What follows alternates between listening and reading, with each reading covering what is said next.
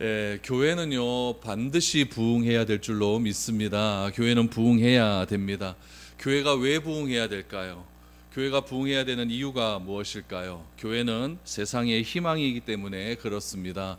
교회가 소망을 줄 수 있고 교회가 생명을 줄 수 있기 때문에 교회를 통해서 세상이 변화받고 세상이 회복될 수 있는 그런 참된 가치가 부흥에 있기 때문에 교회는 반드시 부흥해야 될 줄로 믿습니다. 그러므로 오늘 시대에서도 교회는 반드시 부흥한다라고 하는 그런 믿음이 우리 가운데 있어야 됩니다. 교회가 부흥하기 위해서 우리가 바꾸어야 될 두 가지 생각이 있습니다. 그것은 무엇이냐면은 교회에 대한 정의와 부흥에 대한 정의입니다. 여러분, 교회는 건물과 제도가 아닙니다. 교회는 분명히 기억하십시오. 교회는 사람입니다. 사람이 교회다라고 하는 생각을 분명히 가져야 됩니다. 부흥이라고 하는 것은 교회에 출석하는 사람들이 늘어나고 많아지는 것이 부흥이 아니라, 부흥이란 죽었던 사람이 소생케 되는 것이 참된 부흥입니다. 아무것도 모르고 영적인 진리를 알지 못했던 사람들이 교회에 와서 하나님의 말씀을 들음을 통해 나의 생명이 살아나고 내가 어떻게 살아가야 되겠다라고 하는 참된 결단과 결심하는 사람의 수가 많아지는 것이 진정한 부흥이라는 사실입니다. 그래야만 여러분 교회가 소생케 되고 교회가 부흥하게 되는 것이고 성경에 맞는 참된 부흥이 우리 가운데 일어날 수가 있는 것입니다. 여러분, 이 두 가지에 대한 사실, 교회에 대한 사실, 부흥에 대한 사실이 여러분 변화가 일어나지 않는다면, 이 생각의 변화가 일어나지 않는다면 아무리 건물을 크게 건축한다 할지라도, 예배 드리는 인원이 많아진다 할지라도 성경에서 말하는 부흥에 대한 방향성은 다 놓치고 마는 것이라는 사실을 꼭 기억할 수 있기를 바랍니다. 오늘 여러분들과 부흥에 대한 이야기를 한번 해보려고 합니다. 초대교회가 부흥했습니다. 그렇다면 그 초대교회가 부흥하게 된 그 기초가 어디서부터 출발하는가, 오늘 본문 말씀을 통해서 우리가 한번 생각해 보았으면 좋겠습니다. 그래서 우리 교회도 이 부흥에 대한 밑그림과 기초가 확실하게 됨을 통하여서 초대교회에 일어났던 이 놀라운 부흥의 역사가 우리 교회 가운데도 동일하게 일어날 수 있기를 축복드립니다. 그럼 어떻게 일어날 수가 있는가? 1절 말씀부터 한번 살펴보죠. 1절을 보시면, 그때의 제자가 더 많아졌는데 헬라파 유대인들이 자기의 과부들이 매일의 구제에 빠짐으로 히브리파 사람을 원망하니 라고 말합니다. 그때에 라고 시작을 해요. 여기서 말하는 그때에 라고 하는 것은 사도행전 5장의 일입니다. 사도행전 5장은 사도들이 핍박을 받았다는 내용들이 소개가 되고 있습니다. 사도들의 박해가 시작된 때 사도들이 굉장히 어려움을 당하게 되었다는 이야기죠. 그런데 문제가 무엇인가? 박해가 시작되었는데 누가 많아집니까? 제자의 수가 많아졌다라고 말을 합니다. 우리는 생각합니다. 교회의 제자의 수가 많아지고 사람들이 많이 모여지는 것은 평안할 때 그렇게 일어난다라고 생각을 합니다. 그러나 성경은 그렇게 말하고 있지 않습니다. 사도들이 박해를 당하는 그때의 제자의 수가 점점 많아졌다라는 것이죠. 박해와 핍박이 있어도 뭐는 일어난다? 부흥은 일어날 수 있다라는 이야기입니다. 여기서 중요한 부분, 교회에 사람이 많이 모였다 이렇게 말하고 있지 않습니다. 누가 많이 모였다? 제자의 수가 점점 많아졌다라고 이야기를 하고 있습니다. 여기서 말하는 제자는 어떤 제자를 이야기할까요? 예루살렘 교회를 목회하고 있는 베드로, 또 요한, 이런 사도들의 제자를 이야기할까요? 절대 아닙니다. 여기서 말하는 제자의 수란 예수를 따르겠다라고 하는 그런 사람들, 예수의 도를, 예수의 가르침을 내가 따라가겠다라고 결단하는 사람들, 그런 사람들의 수가 점점 많아졌다라고 말을 합니다. 여러분, 이거는 교회 분위기가 좋을까요, 안 좋을까요? 일단 외부로는 박해가 많습니다. 박해는 많은데 교회 안에서도 문제가 많이 생기게 되면 교회가 굉장히 힘들어지겠죠. 그런데 외부로는 박해가 있지만 교회 안에서 예수를 따르겠다고 하는 그런 사람들의 수가 많아지니까 여러분, 외부의 박해를 견디는 힘이 생기기 시작을 하는 겁니다. 아, 이길 수 있겠다. 예수를 우리가 온전히 따르기만 하면은 주님께서 말씀하시는 그 교회의 참된 가치가 이 예루살렘 교회를 통해서 실현할 수 있겠다라고 하는 그런 마음의 결단함들이 예루살렘 교회에 모인 사람들 한 사람 한 사람들 마음 가운데 커져가기 시작을 합니다. 그럼 여러분, 분위기 좋잖아요. 여러분, 분위기 좋을 때 뭐가 일어납니까? 문제가 일어납니다. 여러분, 교회에 사람이 많이 모이고 교회의 제자의 수가 많아진다 할지라도 문제가 없어지는 것이 아닙니다. 교회에 아무리 사람이 많이 모이고 교회에 아무리 제자의 수가 많아진다 할지라도 문제가 일어날 수 있다라는 이야기죠. 제자들이 많아졌는데 문제가 발생합니다. 그 문제가 무엇이냐면은 인종 간의 갈등입니다. 헬라파 유대인과 히브리파 유대인 사이에 갈등이 일어나게 된 것이죠. 여러분, 교회에서 다양한 문제가 일어날 수 있지만 제일 여러분 일어나서는 안 되는 문제가 뭐냐면 사람과 사람과의 갈등입니다. 이 갈등으로 인하여서 여러분 교회가 찢어지고 갈라지는 일들이 얼마나 많이 있는지 모릅니다. 그럼 여러분, 교회의 갈등이 왜 일어날까요? 서로 간에 바라보는 관점과 시각이 다를 때 교회의 갈등은 일어날 수밖에 없는 것이죠. 그럼 오늘 이 교회의 갈등, 히브리파 유대인과 헬라파 유대인들이 어떠한 문제에 대한 보는 시각과 관점이 다르기 때문에 교회 안에서 문제가 생겼다, 이렇게 생각할 수가 있겠죠. 여기서 여러분 히브리파 유대인, 헬라파 유대인 이렇게 나오는데, 헬라파 유대인은 누구냐면은 여러분, 헬라라고 하는 지역은 그리스 지역이거든요. 그러니까 예루살렘은 이스라엘에 있는 곳이고 이스라엘 외의 지역을 우리 헬라 지역이라고 이야기를 하거든요. 헬라파 유대인 그러면은 예루살렘에서 살지 않고 딴 나라에서 살아가는 유대인입니다. 요즘 말로 하면 교포들이죠. 일본에 사는 사람들 제1교포, 미국에 사는 사람들 제2교포, 얘네들은 히브리파 유대인, 헬라파 유대인 이렇게 이야기를 하는 겁니다. 그럼 히브리파 유대인들은 누굴까요? 그냥 예루살렘에 살아가는 사람들입니다. 예루살렘에서 살아가는 우리 같은 사람들, 이런 사람들을 히브리파 유대인이라고 이야기를 하고 있는 것이죠. 그런데 여러분, 여기에 어떤 문제가 있느냐? 오늘 1절에 보니까 과부들에 대한 문제가 나와요. 중동지방에는요, 그 당시 중동지방에는 과부들이 많았습니다. 과부들이 왜 많을까요? 남편이 일찍 죽으니까 과부들이 많겠죠. 왜 남편이 일찍 죽을까요? 그 지역에 전쟁이 많기 때문에 그렇습니다. 그러니까 남자들이 다 전쟁터에 끌려가다 보니까 전쟁에서 남자들이 많이 죽게 되는 것이죠.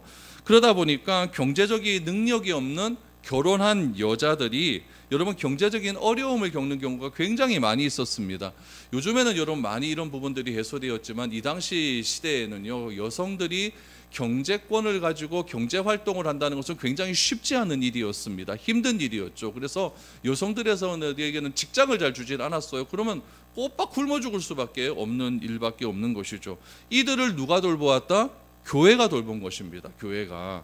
그래서 교회에서 과부를 구제한다는 소문이 많이 들리니까 각 지역에 있는 과부들이 교회로 몰려들기를 시작하는 거예요. 예루살렘에 있는 과부들도 교회에 막 몰려들기 시작을 하는 것이고, 예루살렘 이외에 사는 유대인이라고 하는 사람들, 그러니까 오늘 본문에 나온 사람들처럼 헬라파 유대인들 중에 과부들이 여러분 먼 거리를 예루살렘으로 이용해서 그렇게 교회로 몰려들기 시작을 했다는 것이죠. 그러니까 교회에 오는 과부들의 숫자들이 점점 많아지게 된 것입니다. 문제는 무엇이냐? 이 헬라파 유대인들 과부와 히브리파 유대인 과부 사이에 갈등이 생기기 시작한 것입니다.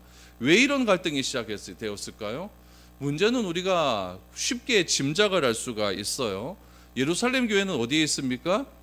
예루살렘에 있겠죠. 그렇죠? 예루살렘에 있습니다. 그러면 예루살렘 교회를 처음 시작하는 사람들은 히브리파가 많겠습니까? 헬라파가 많겠습니까? 히브리파가 많겠죠. 그렇죠? 그러니까 당연히 교회의 모든 기득권을 가진 사람들은 헬라파 사람들이 아니라 히브리파 사람들이었어요. 특별히 여러분, 예루살렘 교회가 처음으로 시작하게 된 동기가 처음 출발점이 어디서부터 출발이 되었냐면은 사도행전 2장에 보면 마가다락방에서 성령이 임하잖아요. 성령이 임해서 120명의 문도가 성령의 충만함을 받았고, 또 사도들이 나아가서 예루살렘에서 복음을 증거했더니 베드로가 한 번 증거했더니 3,000명이 회개했대요. 또 한 번 증거했더니 5,000명이 회개했대요. 순식간에 예루살렘 교회가 여러분 대형 교회가 되어버린 것이죠. 그 당시에 예루살렘이라고 하는 도시에 사는 사람의 숫자가 10만 명이 되지 않았던 그런 사회였는데, 여러분 8,000명이 넘는 그런 사람이 어디에 모였다? 교회에 다 몰려버리니까 얼마나 교회가 대형화되었겠습니까? 그런데 이 교회가 자기들끼리만 잘 먹고 잘 살자라고 하는 것이 아니라 예루살렘 주변의 사람들을, 도시를 돌아보니까 여러분 과부들이 너무 많아서 먹고 사는데 너무 어렵다라고 하는 소식들이 들리기 시작하는 것이죠. 그래서 이들에게 여러분 분배를 하기 시작을 했다는 거예요. 먹을 것을 주고 여러 가지 돈도 주면서 그들이 생활할 수 있도록 여러 가지 도움을 줬더니 이 소문이 나는 바람에 여러 지역에서 사람들이 몰려오기 시작을 했다라는 것이죠. 여러분, 시간이 지납니다. 시간이 지나다 보니까 여러분, 이거 구제 물품을 주는 사람들은 히브리파일까요, 헬라파일까요? 주로 히브리파겠죠. 근데 손이 안쪽으로 굽어요. 자기가 아는 히브리파 사람, 옆집 사는 이 과부를 보니까 얘들에게는 좀 더 줘요. 좀 더 줘요. 헬라파 과부는 잘 모르니까 좀 덜 줘요. 처음에는요, 이 구제 물품을 받을 때 감사함이 넘쳐납니다. 한 3일 굶었는데 여기 교회에서 밥을 준다고 생각해보면 얼마나 감사하겠습니까? 눈물 철철 흘리면서 감사합니다 하면서 옆집에서는 얼마 받았고 나는 얼마, 이거 별로 중요한 게 아니에요. 내가 오늘 먹고 살 수 있었던 것들을 교회를 통해서 받았다, 이게 중요한 거예요. 그런데 이게 한두 번 진행되다 보니까요, 여러분, 뭐가 문제가 되느냐, 여러분, 감사함으로 받았지만은 옆집 사는 히브리파 사람이 나보다 더 많이 받네, 이런 사실을 은연슬쩍 알게 되었다라는 이야기죠. 여러분, 우리가 구제를 해보면 알지만 어떤 형태의 구제의 사역에서도 이런 일은 다 일어날 수가 있다라는 이야기죠. 처음 받았을 때는 감사와 은혜로 받았던 생각했던 사람들이 구제를 한두 번 받으면서 구제받는 것을 당연한 권리로 생각하는 그런 사태가 벌어지기 시작한 것입니다. 이런 이유로 뭐가 생긴다? 불만이 생기기 시작하는 거예요. 요거를 어떻게 얘기했냐? 히브리파 사람과 헬라파 사이에 구제로 인하여 갈등이 일어났다, 이렇게 이야기를 하고 있는 것이죠. 그럼 여러분, 이 문제를 어떻게 해결해야 될까요? 어떻게 해결하는 것이 맞을까요? 고소해야 됩니까? 교회가 여러분 고소한다고 이 문제가 해결이 될까요? 여러분, 그건 아니에요. 성도들에게 더 많은 헌금을 요구해야 될까요? 이것도 아닌 것 같아요. 균등한 분배를 해야 될 것 같을까요? 이것도 아닌 것 같아요. 남들보다 더 많은 구제를, 여러분, 이상한 술수와 여러분 꾀를 써서 더 많은 받는 사람들, 그런 구제받는 사람들을 잡아서 처벌해야 될까요? 이것도 아닌 것 같아요. 여러분, 교회에 문제가 발생했을 때는 그 문제를요, 교회답게 해결하는 것이 중요합니다. 왜냐하면 교회라고 하는 것은 예수를 그리스도로 믿는 사람들의 모임이기 때문에, 예수를 그리스도로 믿었다라고 하는 것은 세상 사람들과는 구별되어졌다라고 하는 의미가 있는 거예요. 그런데 구별된 사람들이 모인 교회에서 세상 사람들과 똑같은 문제를 해결하는 방법으로 교회에서도 해결한다면 교회에야 여러분 차별성이 없어지는 거예요. 교회도 똑같네, 이렇게 생각하라는 거죠. 교회도 뭐 잘못하니까 뭐 똑같이 형사처벌하고 이렇게 해버리네, 이래버리면 교회나 세상의 문제 해결 방법이나 차이가 없어져 버린다는 이야기죠. 그래서 세상으로부터 구별된 하나님의 선택받은 백성들로 구성된 이 교회라고 하는 모임은 여러분, 세상 사람들과는 다르게 해결을 해야 된다라는 이야기예요. 초대교회에 문제가 발생했을 때 여러분, 오늘 본문에 보면 교회답게 문제를 해결하는 방법이 제시되었기 때문에 2000년의 기독교의 역사 속에서 교회가 오늘날까지 존재할 수 있는 것입니다. 그러므로 여러분 꼭 기억해야 돼요. 교회는 교회답게 문제를 해결해야 된다는 것입니다. 교회가 세상과 똑같은 방법으로 문제를 해결하기 시작을 해버리면은 교회가 세상과 차별하는 점이 다 없어진다는 이야기죠. 기독교 역사에서 여러분, 교회가 세상을 이길 수 있는 힘은 어디서부터 나타나느냐? 세상과 구별됨에서 나타난다라는 이야기죠.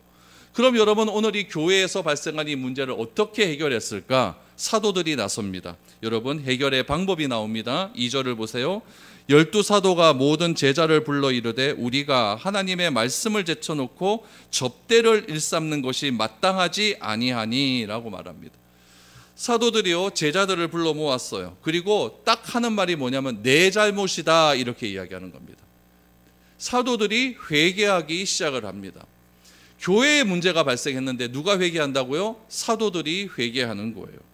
사도들은 문제가 생긴 원인을 어디서 찾느냐?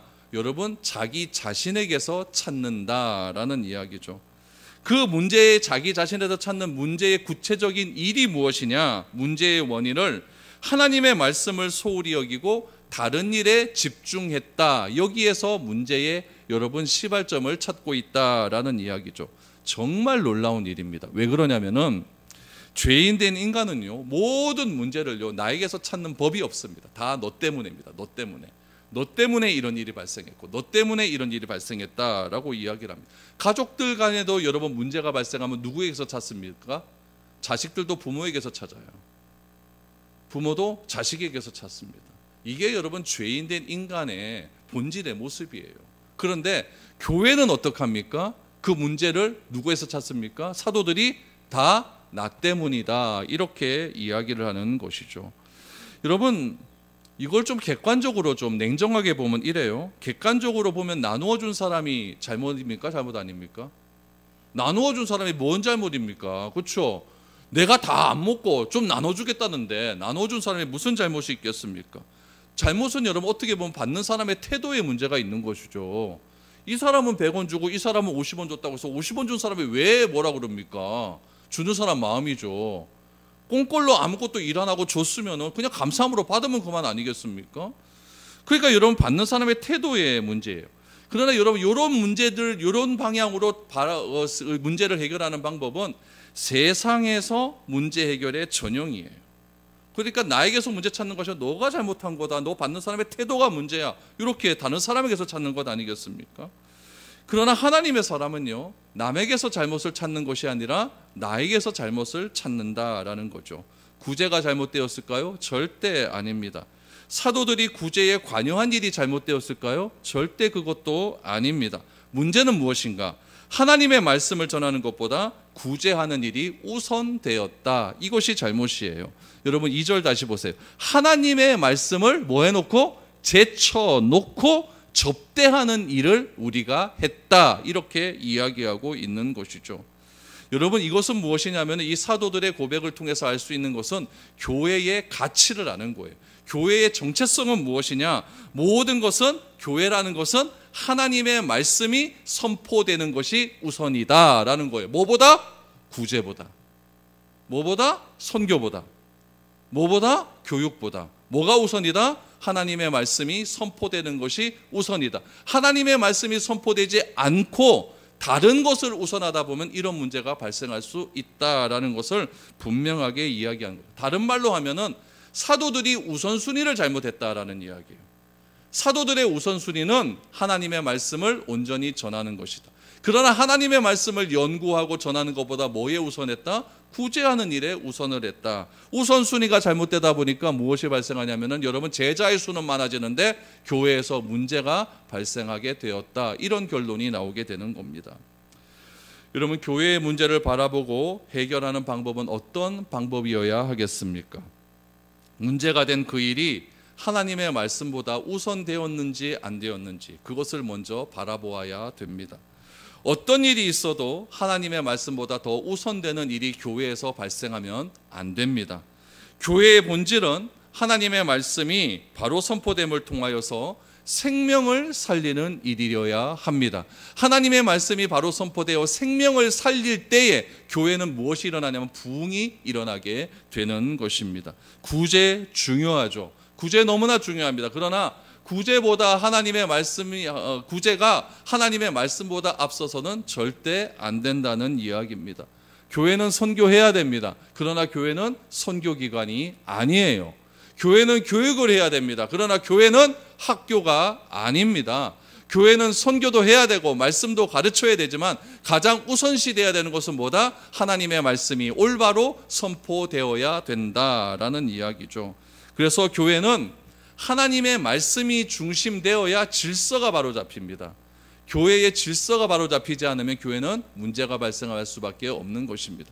그럼 왜 교회는 하나님의 말씀이 중심이어야 되는가? 요한복음 1장 1절을 보십시오. 태초에 말씀이 계시니라. 이 말씀이 하나님과 함께 계셨으니 이 말씀은 곧 하나님이시라 라고 말합니다. 태초에 뭐가 계셨다? 하나님이 계신 말씀이 계십니다. 이 말씀이 우리에게로 다가오신 거예요. 그분이 하나님이십니다. 하나님은 말씀으로 우리에게 다가오셨어요. 그런데 그 말씀이 육신의 옷을 입고 육신을 입고 우리에게 오셨습니다. 그분이 누굽니까? 예수님이십니다. 성령님은 누구십니까? 말씀이 우리에게 생각나게 하시는 분이 성령님이십니다. 그러므로 삼위일체 하나님의 딱 한마디로 말을 하면 뭐다? 말씀이다 라는 이야기. 삼위일체 하나님은 말씀입니다. 그러므로 교회는 말씀이 전부여야 됩니다. 다른 어떤 것보다 말씀이 우선이 되어야 되지, 여러분 하나님의 말씀보다 우선되는 것은 없습니다. 이것은 교회는 하나님이 우선이라는 사실입니다. 그래서 교회의 말씀이 약해지면은, 말씀 강조가 여러분 소홀해지기 시작하면은 교회의 본질은 절대 회복될 수 없다는 사실을 꼭 기억할 수 있기를 바랍니다. 여러분 세상의 교회에서 하는 일들을 한번 바라보십시오.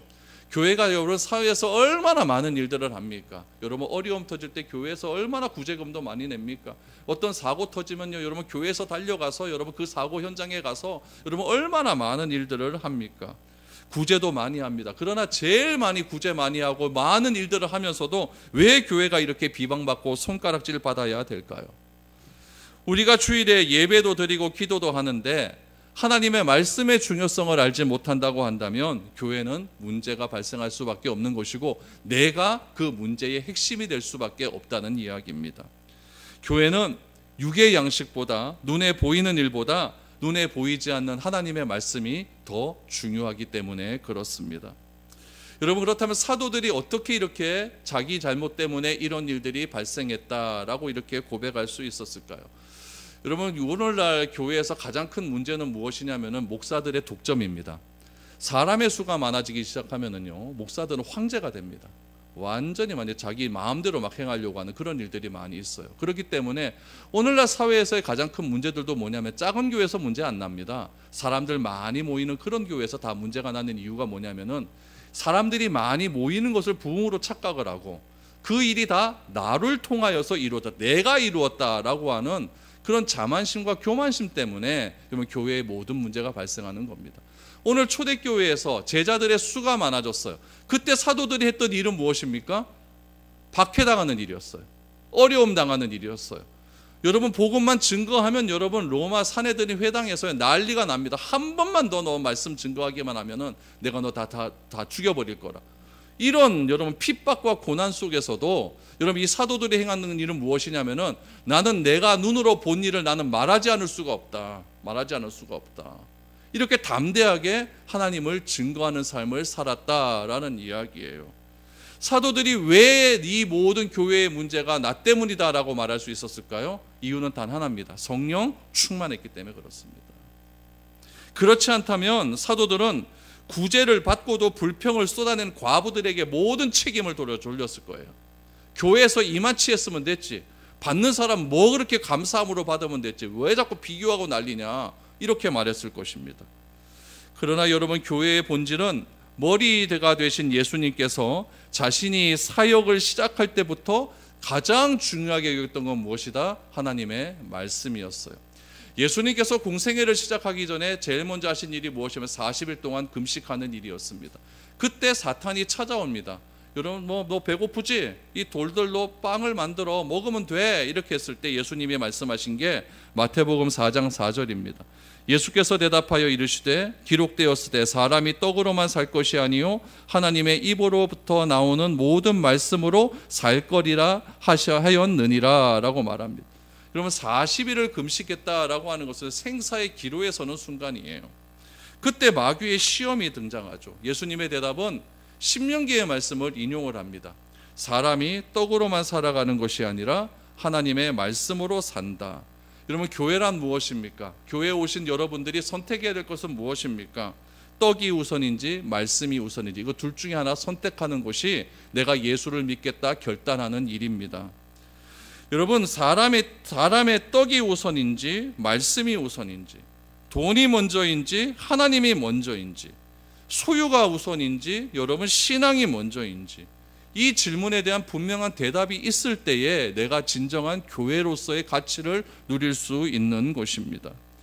그러나 위기의 순간에 평상시 편안할 땐 몰라요. 위기의 순간에 떡이 먼저냐 말씀이 먼저냐, 이 선택의 기로에서 이 교회가 이 기준을 지키지 않는다면 세상과 구별되는 기준은 다 사라지고 마는 것입니다.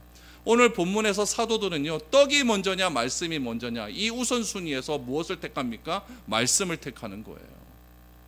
사도들은 모든 것이 내 잘못이다, 하나님의 말씀을 전하는 것이 더 우선되어야 되는데 이전의 말씀처럼 내가 접대하는 일에 더 우선했다. 그래서 나는 이렇게 결단한다. 결단을 합니다. 어떤 결단입니까? 3절 4절입니다. 형제들아 너희 가운데서 성령과 지혜가 충만하여 칭찬받는 사람 7을 택하라. 우리가 이 일을 그들에게 맡기고 우리는 오로지 기도하는 일과 말씀 사역에 힘쓰니라 하니 라고 말합니다. 사도들의 결단은 말씀 사역이 중요하기 때문에 구제가 필요 없다 이렇게 생각하는 것이 아니에요. 구제가 문제가 되지 않기 위해서는, 교회에서 구제가 중요한데 구제가 문제가 되지 않기 위해서는 사도들 자신은 말씀과 기도하는 일에 전념하겠다. 구제 사역을 담당하는 7명의 집사를 택해라 라고 철저하게 구분을 짓는 일이었습니다. 그런데 구제 사역을 담당하는 7명을 선발하기 위한 조건이 무엇이냐? 성령과 지혜가 충만하여 칭찬받는 사람입니다. 하나님의 교회에서 하나님의 귀한 일을 담당하기 위한 직분자를 선출하는데 가장 우선되는 일은 무엇인가? 학력이 아니었습니다. 직장에서의 위치도 아니었습니다. 그 사람이 얼마나 많은 재산을 소유했는가? 그것도 아니었습니다. 무엇입니까? 성령과 지혜가 충만하여 뭐한 사람? 칭찬받는 사람. 칭찬받는 사람입니다. 칭찬받는 사람. 여러분, 성령과 지혜가 충만한 것이 우선이었다라는 것이죠. 여러분, 이것은 제가 앞에서 말씀드린 것으로 말씀드리자면은 떡이 우선이냐 말씀이 우선이냐에서 여러분 보이지 않는 말씀을 선택한 것입니다. 칭찬은 사람을 대하는 일에 있어서 굉장히 중요한 일입니다. 여러분, 여러분들도 누군가를 칭찬할 때 누구를 칭찬합니까? 사람을 대할 때 바른 태도로 대하는 사람을 칭찬하지 않습니까? 구제는 누구를 대하는 일이냐면 사람을 대하는 일입니다. 사람을 대하는 일에 있어서는 뭐 하는 사람이 중요하다? 칭찬받는 사람. 누구에게? 사람에게 칭찬받는 사람이 중요하다.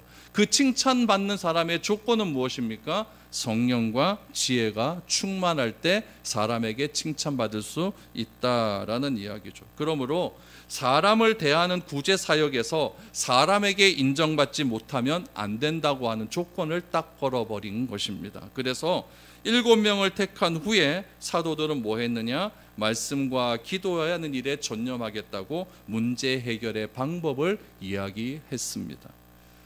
그러면 교회가 세상과 구별될 수 있는 2개의 기둥이 오늘 소개되고 있습니다. 뭘까요? 말씀과 기도입니다. 교회는 사람입니다. 교회는 세상으로부터 불러낸 사람들의 모임이 교회입니다. 세상으로부터 불러낸 사람들의 특징이 무엇이냐면은 말씀을 사모하고 기도하는 일에 전념한다는 것입니다. 교회를 붙드는 이 2 기둥이 말씀과 기도라고 한다면 이 기둥이 없어지면 교회는 흔들릴 수밖에 없다는 사실이 분명해집니다. 사도들은 교회의 본질인 말씀과 기도를 붙들고 선출된 7명의 집사를 중심으로 세상을 향하여 하나님의 사랑을 드러내는 구제하는 일에 집중을 하게 됩니다. 결국 여러분, 이거의 결론은 무엇이냐면은 구제도 하나님의 말씀의 뒷받침이 없으면 안 된다라는 이야기예요. 그래서 예루살렘 교회 사람들은 사도들의 이 말에 다 동의를 하게 됩니다. 여러분, 동의했다라고 하는 말에 감정적인 표현이 어떻게 등장을 하냐면요, 5절에 보니까 기쁨으로 등장을 합니다. 5절 6절 다시 보십시오. 온 무리가 이 말을 기뻐하여 믿음과 성령이 충만한 사람 스데반과 또 빌립과 브로고로와 니가노르와 디몬과 바네나와 유대교에 입교했던 안디옥 사람 니골라를 택하여 사도들 앞에 세우니 사도들이 기도하고 그들에게 안수하니라 라고 했어요. 여러분, 몇 주 전에 했던 말씀 다시 기억하십시오. 느헤미야서를 우리가 말씀을 들을 때에 여러분, 에스라로부터 하나님의 말씀을 듣고 초막절 행사를 성경 말씀대로 했어요. 그랬더니 그들 마음 가운데 뭐가 넘쳤다? 기쁨이 넘쳤다. 그 기쁨을 뭐라고 했습니까? 부흥이라고 했습니다. 오늘 본문에도 말씀으로 돌아가자, 사도들이 말씀으로 돌아가는 일에 결단을 하자 온 교회 사람들이 무엇으로 받았다? 기쁨으로 받았어요. 기쁨으로 받습니다. 이것이 부흥입니다. 교회는 여러분 기뻐해야 될 줄로 믿습니다. 기뻐하십시오.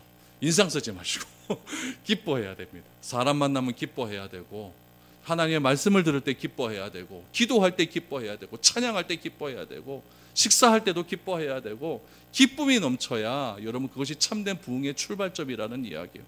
근데 그 기쁨이 실없는 소리 해갖고 이래 웃는 게 기쁨입니까? 그거 아니에요. 말씀과 기도로 회복되었더니 그 회복에 대한 결과가 뭐다? 기쁨이다. 저는 이런 기쁨이 우리 교회 가운데 풍성해지기를 원합니다. 그래야 교회가 올맛이 나죠. 교회에 오면 저거 또 왔나? 진짜 미치겠다. 이런 생각 들면요, 교회의 기쁨이 안 납니다. 오늘 본문 말씀 여러분 5절 6절 다시 보니까 교회의 머리이신 예수님이 원하는 것은 말씀으로 돌아가는 것이다. 예수님의 원하는 것을 누가 다 기다리고 있어요? 성도들이 다 기다리고 있는 거예요. 성도들이. 그러니까 사도들이 말씀으로 돌아가겠다 그러니까 누가 기뻐합니까? 성도들이 기뻐하는 거예요. 성도들이 기뻐하는 거예요. 여러분들이 기뻐하지 않는 건 다 저 때문입니다. 제가 똑바로 안 하니까 여러분들이 안 기뻐하죠. 그러니까 오늘 본문에 보니까 사도들이 똑바로 한다 그러니까, 내가 바로 하겠다 그러니까 성도들이 다 기뻐합니다. 기뻐해요. 여러분, 예수님의 말씀으로 하나가 된 교회가 회복해야 될 것은 다툼이 아니라 하나됨이고 분냄이 아니라 기쁨이라는 사실을 분명하게 알게 됩니다. 교회에서 일을 하다가 다투고 분열되는 일이 얼마나 많이 있습니까? 그 이유는 무엇일까요? 말씀과 기도의 기초가 되지 않는 일이기 때문에 그렇습니다. 그러나 말씀과 기도의 두 기둥을 중심으로 일을 한다면 기쁨은 반드시 회복되는 것입니다. 저는 우리 교회에 이런 기쁨이 충만해질 수 있기를 바랍니다. 식사 준비를 하다가도 기쁘고, 여러분 뭐 교회에서 뭘 하다가도 기쁘고, 반주하다가도 기쁘고, 뭐 하다가도 기쁘고, 저는 설교하다가도 기쁘고, 다 기뻐해야 된다는 거예요. 그래서 불만과 불평이 일어나 분열하는 것이 아니라 기쁨과 섬김으로 모든 일을 감당할 때에 여러분 주님의 피로 사신 교회를 사랑할 수 있는 것이고, 그것이 진정한 부흥의 기초가 될 수 있다라는 것을 오늘 말씀을 통해서 우리가 알게 되는 것이죠. 특별히 여러분 7명의 성령과 지혜가 충만하게 칭찬받는 사람 7명을 선출합니다. 그런데 7명의 집사를 표현하는 단어가 믿음과 성령이 충만한 사람, 이렇게 표현되어 있죠. 믿음과 성령이 충만한 사람. 먼저 7명을 여러분 선출할 때 기준은 무엇이었냐면은 이건 좀 달라요. 믿음과 지혜가 충만해서 성령과 지혜가 충만해서 칭찬 듣는 사람이라고 얘기했는데, 오늘 여기서 보니까 믿음과 성령이 충만한 사람 이렇게 이야기를 해요. 그러면서 여러분 굉장히 힘든 이름 7명이 쫙 나열이 됩니다. 요 7명의 이름이요, 7명의 이름이 다 어떤 식 이름이냐면 히브리식 이름이 아니라 헬라식 이름입니다. 이게 중요해요. 헬라식 이름이에요. 헬라식 이름을 가지고 있다라고 하는 것은 이 7명의 집사가 히브리파 사람이 아니라는 이야기예요. 문제가 어디에서 출발합니까? 누가 불만을 냈어요? 헬라파 과부들이 불만을 냈더니 우리 같으면 여러분 절대 그 불만을 낸 사람이 이 일을 감당하지 않게 합니다. 세상은. 근데 교회는 어떻게 되느냐? 이 불만의 시초가 되는 그 헬라파 사람들이 이 일을 담당해라 라고 이야기를 했어요. 왜 그럴까요? 헬라식 사고를 가져야만 이 헬라식 사람들이 불만을 갖는 이유를 알 수 있는 거예요. 여러분 히브리식 사고와 헬라식 사고는 다르거든요. 히브리식 사고는요, 왜에 집중을 해요. 하나님이 왜 창조하셨을까? 이게 히브리식 사고예요. 하나님께서 왜 우리를 선택하셨을까? 이게 히브리식 사고예요. 근데 헬라식 사고는 뭐냐면 하나님이 어떻게 세상을 창조하셨을까? 이렇게 얘기해요. 왜와 어떻게가 다르죠. 어떻게 우리를 먼저 선택하셨을까? 이렇게 얘기를 해요. 이게 다르다는 이야기예요. 그러니까 사고 자체가 달라요. 그러니까 헬라파 과거들이 왜 불만을 가졌는가는요, 히브리식 사고로는 전혀 이해가 되지 않아요. 어떤 사고를 가진 사람? 똑같은 사람이, 똑같은 사고를 가진 사람이 가야 그 문제가 해결이 되는 거예요. 그래서 다 헬라파 사람을 집어넣어 버립니다. 어떻게 보면요, 이 구제에 관련된 문제는 재정에 관련된 문제거든요. 그럼 기득권 가진 사람이 그걸 꽉 쥐고 있어야 될 것 아닙니까? 그런데 교회에 새로운 사람들을 다 맡겨버리는 거예요. 이게 얼마나 대단한 일인지 모릅니다. 여러분 세상 같으면요, 절대 헬라파 사람에게 7그 자리를 다 안 줍니다. 한 4대 3쯤 주겠죠. 그래서 히브리파 4, 헬라 3 요 정도 줄 겁니다. 그래서 투표를 하더라도 우리가 좀 많게, 그래서 우리가 주도권을 안 뺏길 거야, 이렇게 하는 것이 세상의 문제 해결 방법이라면, 교회의 문제 해결 방법은 그 문제를 가지고 있는 사람을 가장 잘 아는 사람들, 그 사람을 통해서 문제를 해결하라고 그렇게 말을 하는 것이죠. 이 일에 대해서 불만을 가진 사람이 없기 때문에 기쁨으로 다 동의를 합니다. 이게 참 대단한 것 같지 않습니까? 한 사람도 불만을 가지지 않았어요. 적당한 양보가 아니라 모든 것을 다 내주는 그런 교회의 문제 해결이 나옵니다. 그래서 바울은요, 이것을 이렇게 설명합니다. 우리 고린도전서 13장 3절을 보세요. 내가 내게 있는 모든 것으로 구제하고 또 내 몸을 불사르게 내줄지라도 사랑이 없으면 내게 아무 유익이 없느니라 라고 말합니다. 사랑 없는 구제는 유익이 없다는 거예요. 내 몸을 다 준다 할지라도 뭐가 없으면, 사랑이 없으면 의미가 없다. 사랑 없이 구제를 시작했다면 이번에는 히브리파 과부들이 불만을 가졌을 겁니다. 그렇지 않습니까? 헬라파 사람들이 다 구제품 나눠주는데 히브리파 사람들이 왜 나는 저거보다 덜해? 뭐 이렇게 생각했을 거 아니겠습니까? 그러나 헬라파 과부들의 문제를 너무나 잘 알고 있었던 헬라파에 칭찬받았던 7명의 사람들, 그들은 여러분 히브리파 과부들이 헬라파 과부처럼 동일한 문제를 가지지 않도록 더 많이 배려했을 겁니다. 이게 칭찬이에요.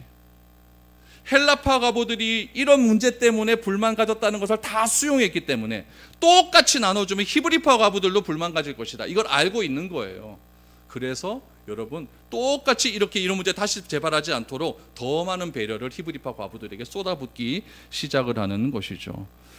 여러분, 이것이 교회가 문제를 해결하는 굉장히 독특한 방법입니다. 여러분, 교회에 불만이 있을 수가 있습니다. 교회에 여러분 성숙하지 못한 사람들, 또 교회에 너무나 열정적인 사람들이 불만을 가질 수 있어요. 그러나 이들의 말하는 불만의 소리를 소홀히 여기지 않고 그들이 가지고 있는 불만을 품에 안고 가는 겁니다.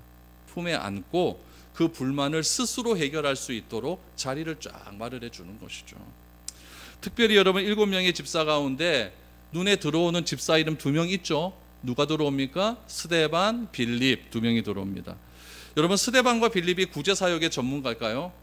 아닙니다. 여러분, 이 사람은요, 믿음과 성령이 충만하여서 칭찬받는 사람이지 구제의 전문가는 아닙니다. 특별히 스데반은요, 예루살렘 교회의 첫 번째 순교자입니다. 사도들보다 먼저 순교했어요. 대단한 사람입니다. 산헤드린 공회에서 토라를 압축해서 핵심한 설교를요, 여러분 7장에 보면 이제 스데반의 설교가 나오는데, 그 설교가 누구 앞에서 하냐면 산헤드린 공회 율법 전가들 앞에서 하는 거예요. 그거를요, 자기가 창세기부터 해서 구약의 율법을 딱 정리를 합니다. 정리를 해서 그들 앞에 담대하게 선언을 해요. 하나님이 왜 우리를 선택했는지 아느냐. 아브라함부터 쫙 정리를 해서 이야기를 합니다. 압축한 토라의 말씀을 정리하다 돌에 맞아 죽습니다. 여기에 앞장섰던 사람이 누굽니까? 바울입니다. 바울이 여기서 앞장서서 더 많은 사람들을 죽이려고 다메섹으로 가다 주님을 만나게 되는 귀한 일들이 일어나게 됩니다. 스데반은요, 구제 사역의 전문가가 아니라 말씀과 성령이 충만했기 때문에 말씀에 순종한 연장선장에서 구제를 한 거예요. 그랬더니 문제가 하나도 없어집니다. 어떻게 보면 스데반은요, 사도들보다 더 뛰어난 말씀과 기도와 성령이 충만한 사람이었습니다. 그랬기 때문에 스데반이 죽는 현장에서 기도를 하는데, 이 기도가 어떤 기도였느냐. 사도행전 7장 59절에서 60절 보십시오. 그들이 돌로 스데반을 치니 스데반이 부르짖어 이르되 주 예수여 내 영혼을 받으시옵소서 하고 무릎을 꿇고 크게 불러 이르되 주여 이 죄를 그들에게 돌리지 마옵소서, 이 말을 하고 자니라. 누가 한 기도와 똑같아요? 예수님의 기도와 똑같아요. 스데반은 예수님의 마음을 알고 있었어요. 그렇기 때문에 제자들이라고 이야기하는 겁니다. 빌립을 보십시오. 빌립은 누굽니까? 사마리아에 파송된 첫 번째 선교사였습니다. 사마리아에서 선교하다가 하나님의 말씀을 듣고 광야로 내려갑니다. 거기서 에디오피아의 내시를 만납니다. 그 에디오피아 내시가 이사야 53장 말씀이 도무지 이해가 안 돼서 벌벌 떨고 있더니 그 말씀을 해석해 줍니다. 그리고는 그곳에서 예수를 그리스도로 영접하고 세례를 베풉니다. 여러분, 에디오피아 전승에 보면은 이 내시가 에디오피아의 기독교를 처음으로 선도했던 첫 선발자였습니다. 그래서 에디오피아가 기독교 국가가 되는데 가장 먼저 복음을 들고 간 사람이 에디오피아 내시였습니다. 그래서 여러분, 성령이 충만한 사람이었기 때문에 무슨 일을 하든지 잘 감당할 수 있는 능력이 있었다는 거예요. 여기서 끝났다 그러면 여러분 조금 감동이 덜해요. 그런데 저는 7절에서 감동을 받습니다. 7절을 보십시오. 하나님의 말씀이 점점 왕성하여 예루살렘에 있는 제자의 수가 더 심히 많아지고 허다한 제사장의 무리도 이도에 복종하니라. 결론이 무엇입니까? 말씀이 왕성하게 되었다. 6장을 시작하면서 사도들이 여러분 핍박을 받았고 교회가 문제가 생겼는데 그 문제의 해결이 뭐였어요? 기도와 말씀이었어요. 다시 말씀으로 돌아가자. 이거를 말씀이 왕성하였다 이렇게 표현하고 있는 거예요. 그랬더니 뭐가 많아져요? 제자의 수가 많아졌어요. 제자의 수가 많아졌어요. 여러분 사람의 수가 많아진 것이 아니라 제자의 수, 예수님을 따르겠다는 사람의 수가 많아진 겁니다. 이게 뭐예요? 부흥입니다. 더 큰 부흥의 역사는 어디서 일어나느냐? 유대교가 완전히 뒤집어지는 일이 일어나요. 여러분 7절 다시 보시면은 제사장이 예수의 도를 따랐다라고 이야기를 해요. 성전 제도의 근간은 제사장입니다. 성전은 제사장에 의해서 유지되는 거예요. 제사장은 성전 제도의 기득권을 지키기 위해서 성전이 무너진다라고 말한 예수를요 죽여버리기까지 했습니다. 왜 제사장들이 예수를 죽이는데 앞장섭니까? 내 기득권이 없어지니까 죽이는 거예요. 그랬던 사람들이 사도들이 교회에서 이 문제 해결을 말씀과 기도함으로 다시 말씀으로 회복시키는 일들이 일어났더니 여러분 놀라운 능력들이 발생하면서 여러분 성전제도의 근간이었던 제사장들이 기득권을 버리고 예수의 도를 따르는 일들이 일어나게 됩니다. 아멘? 여기서 아멘 나와야 되는데 이 이야기는 뭐냐면 우리 미래로 교회가요 제대로 하면요 절 주지가 와서 예수 믿는다는 이야기예요. 얼마나 놀라운 일입니까? 왜 그들이 예수를 안 믿습니까? 제가 말씀과 기도를 안 했기 때문에 그렇습니다.